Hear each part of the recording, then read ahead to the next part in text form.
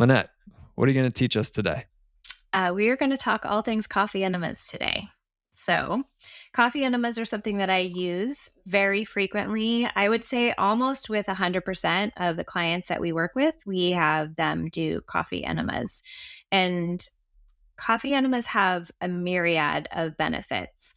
One of the most number one things that I see in terms of symptoms when clients come see me is constipation. So, one of the benefits of coffee enemas is to alleviate constipation. It can increase the natural peristalsis of your colon, help clean out your colon.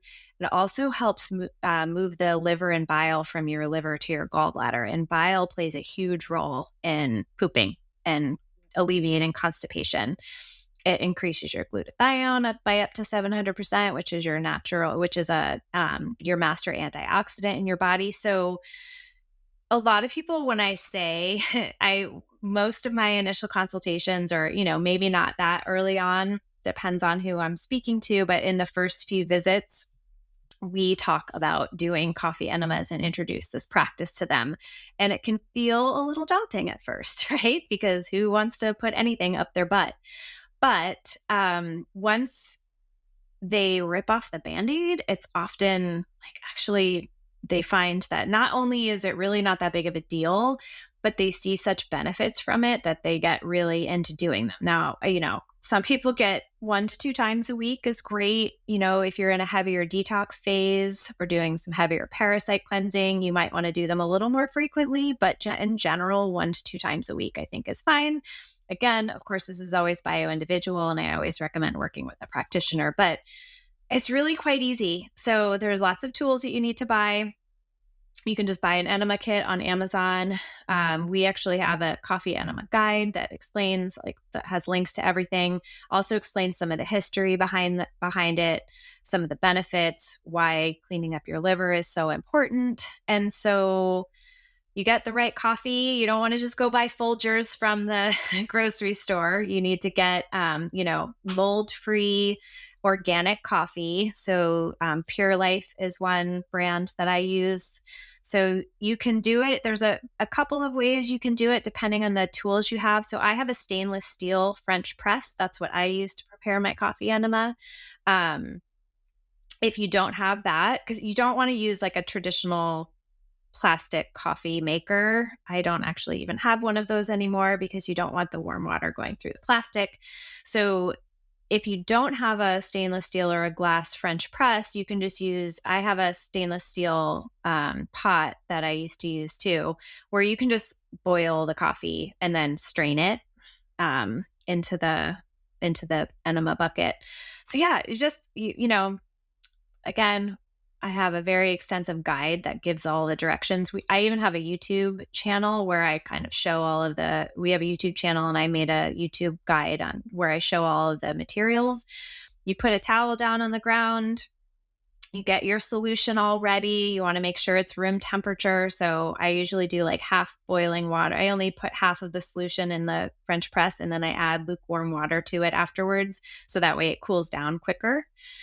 And then you get your kit all ready. You lie down, put a towel down. You can put a pillow down, light a candle if you want. Like just make it like a good, like something that you look forward to. So you want to lie down start on your left side because that's where your sigmoid colon is. And that's where the coffee is going to easily enter your body. So you put it down, you want to get some coconut oil or something to put some lube on the end of the tube. So you insert the tube and you want to let the solution go in slowly. So there's a clamp on it. So you don't want to just like woohoo and let the whole bucket go in at first. You need to let it go in slowly. So you want to release the clamp, put the clamp down. Sometimes it can take up to 10 minutes. You can go slow and steady in the beginning. You want to make sure there's no air pockets in the tube. Once the solution is all in your body. So I usually say start with 2 or 3 cups of liquid, with 2 or 3 tablespoons of coffee. If you're really brand new, you can start with just doing 2 cups of warm water. Using distilled water is very important. That's something I didn't say. So if you don't have a water distiller at home, go buy some jugs of distilled water. And Um, why distilled water and why not use like a plastic coffee maker?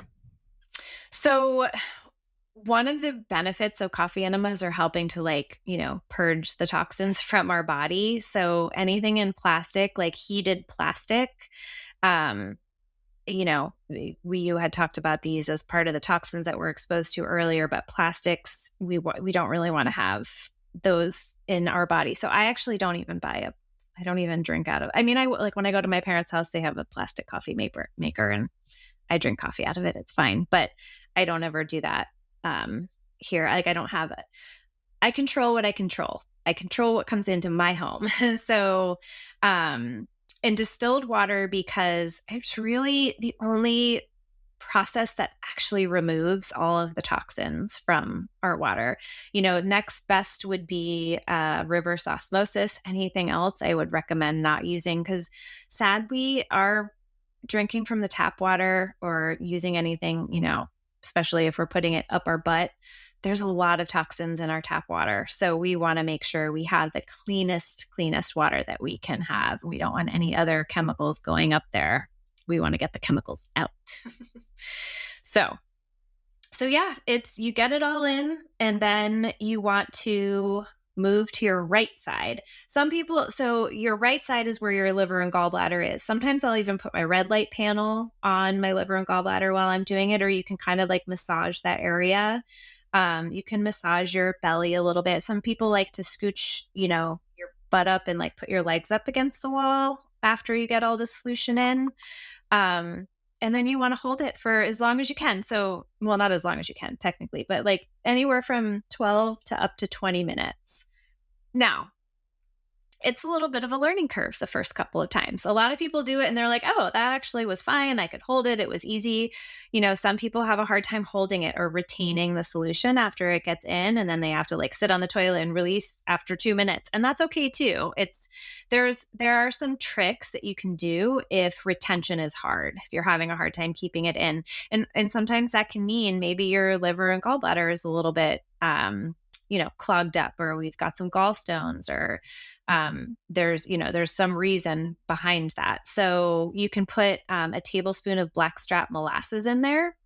That can help with retention. I had to do that for a long time. In the beginning, I was like, I don't know what I'm doing wrong. I can barely hold it for like 2 minutes.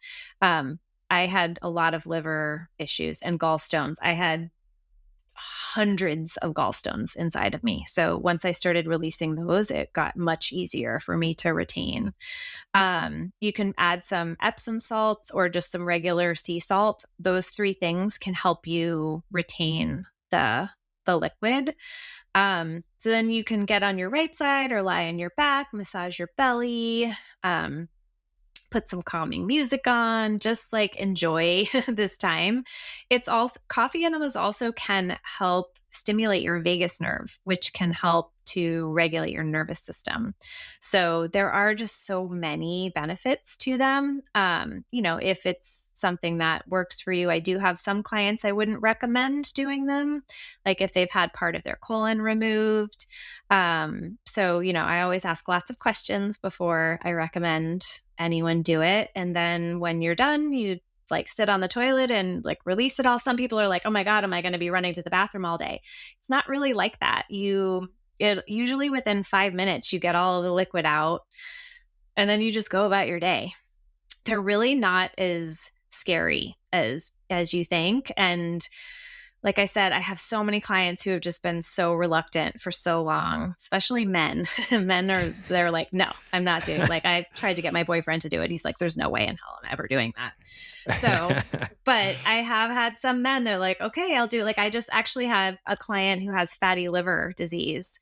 And I was like, we need to start, clearing out that liver, and I need you to do some coffee enemas. And he's like, okay, I'll do it. He's ready. He's scared that he got that diagnosis. So a lot of people are reluctant, but then once they do it, they're like, oh my God, A, that wasn't so bad. And B, I feel good. So I want to keep doing them. So they're a great tool. I love them. Yeah. Yeah. Well, thank you for sharing because I totally agree. A little bit intimidating concept for people where it's just a foreign concept. They've never done it. No one in their family ever did it. They're like, why am I putting coffee up my butt? Right.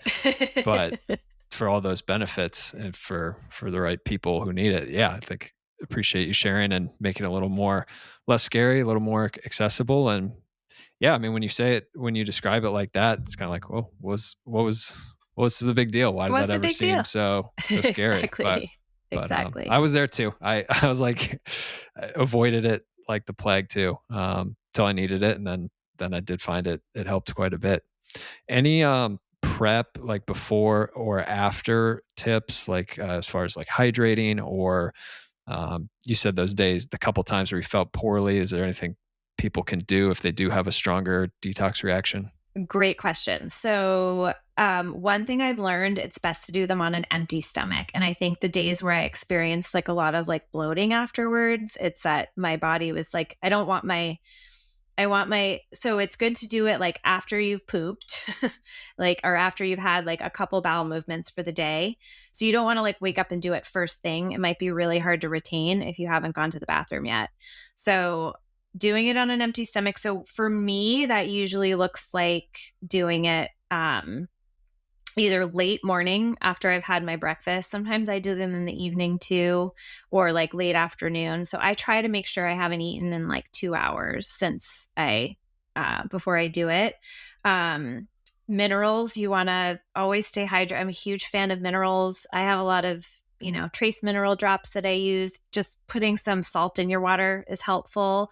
I drink out of these 24-ounce mason jars. So I have some electrolytes and usually put like an eighth of a teaspoon of salt in there.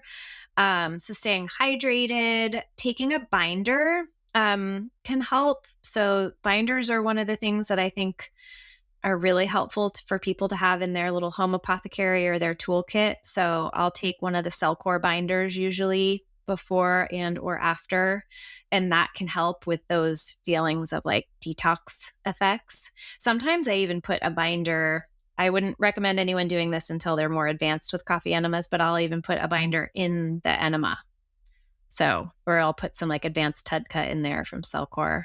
But that's like next level. That's when, you've gotten down to you've Yeah. gotten used to doing it all. Once So, you're more pro level, you could start yeah, adding coffee to start and then can add some more fun things. exactly. Let's add all the goodies. But yeah, make sure you've pooped once or twice.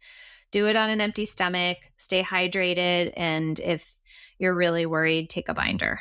Those are the tips to help.